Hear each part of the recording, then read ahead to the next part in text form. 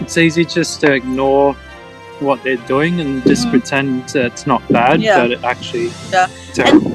And they listen to the scientists who actually get funded by the government, and they actually, of course, they say what they need to say. Otherwise, they say, oh, no funding anymore. So it's so wrong.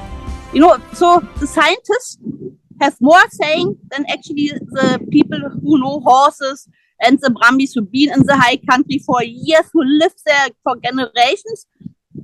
They don't get questions. They don't get asked to say their opinion.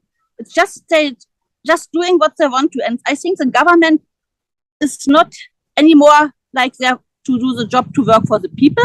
They just do their own agendas, fill their pocket up.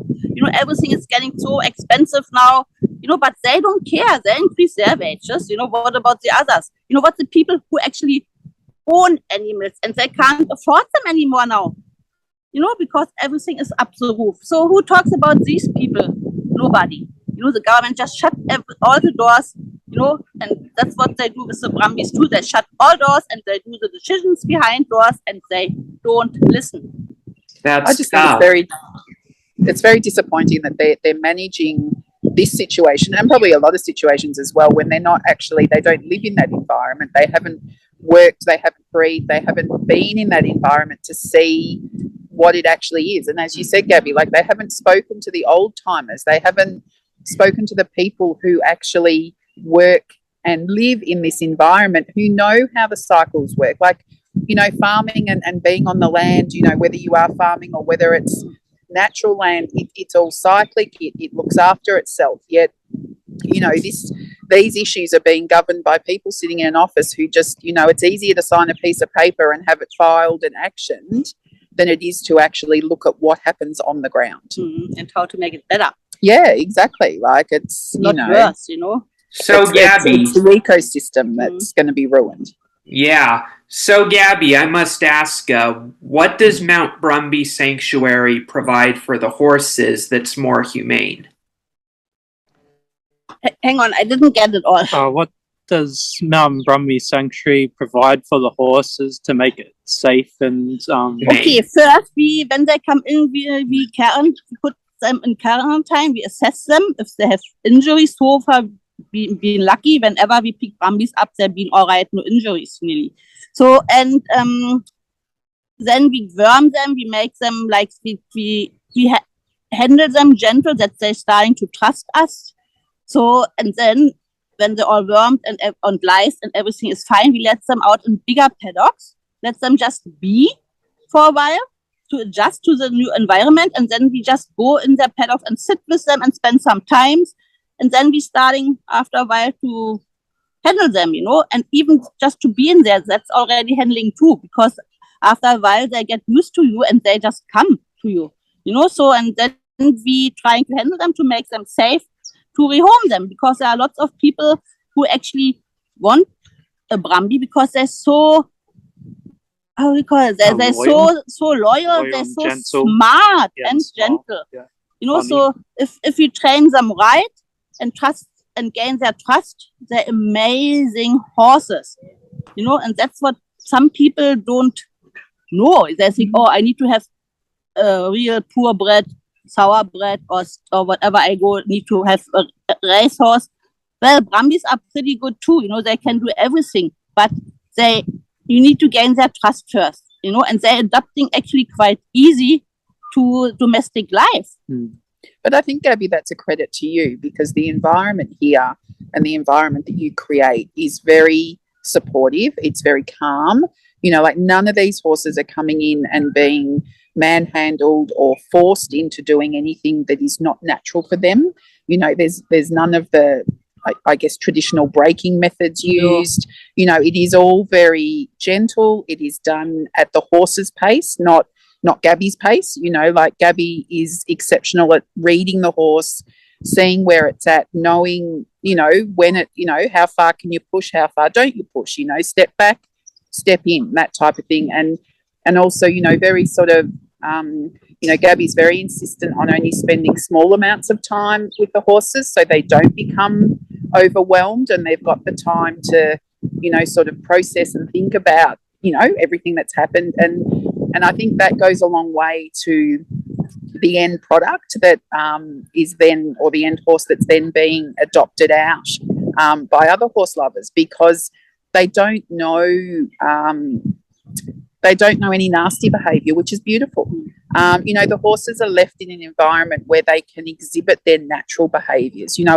There's nothing more beautiful than being out here, particularly on a day like today. Like the weather's blessed us today, hasn't it? Yeah, no, it does. And seeing like we've got the mare's paddock behind us, and just to add to that, as Mufasa would say, everything the light touches is the sanctuary. Yes, yeah. The Australian government would be the shadowy place. Most definitely, and just to see the Brumbies, quite often we'll be out in the paddocks or, doing something, and you hear that beautiful thunder of hooves and whatever else, and it's, it's the mares going for a run, and, they kick up their heels, and they, it's, like you can't get any better. And, horses or any animals will not display normal behaviours or characteristics if they don't feel at peace and safe and non-threatened. So I think, as I said, I think it's a credit to Gabby and, everybody who works out here that the animals are their own. They are happy and comfortable in their own skins. They show very normal behaviour. As Gabby said, I mean, they're not dangerous. I've worked with lots of other horses that are much more intent on causing injury. Yeah, and Brendan is a part of that too, because he went with equine work with Gabby, and it's paid off for him. He's doing great, man. Oh, he is. No, thank you. All Brumbies love him. If he goes in the paddock, so he's not allowed to go in when nobody is here, because they're all coming to him. So. Hey, Brendan, can you show us some Brumbies? Because we're just about to wrap up. Sure. Yeah. Yeah. Okay, this is Monty and Max. Are you saying who was out, Max or Monty? Yeah. This is The Max last here. one. This is So Max here. This is Max. See him? Yeah. That's the little one who's only about 7 months old. And they're pretty fresh, aren't they? Yeah. And the mares are there. Yeah. And the mares, not sure if you can see them. Yeah, I'll go in and. Yeah, they're so adorable. Beautiful creatures. Then maybe we can show them to Bertie. Ah, yes, yep. So there's Max. And here's the mare. See your handprint. Okay, yeah. Yeah, it's some of the mares, so. They're 4 fillies, they're already 1.5 years old now. So some of them are already adopted and they get rehomed soon, so I work on them. Here comes Nova now. Yeah, she's that's really Nova. nice. Yes, she's very curious. See, they just have love for Brumbies. That's all they want. Just love. All you need is love. Like the Beatles would say. Yeah, definitely. Oh, so adorable. What I love about the sanctuary is it looks very natural, like their natural habitat. Yes, yeah. Oh, that's just And really, I started really to great. train her, and I worked just the last 2 days with her. And because she trusts us already so much, so I had already the halter on her. I can put it on easy, get a lead rope to teach her lead, so she's pretty good. Is that the watering hole where they drink water behind you? Huh? Is that the watering hole where they drink water behind you, Gabby? There's a water container there. Yeah. There's one up there too. Because that's where the stallions are. That's the only paddock where we don't have a dam. The others, they have at least a dam as well, but we always provide clean water. We're lucky we have bore water here, and it's full of minerals as well. It's crystal clean, so they get them on top as well.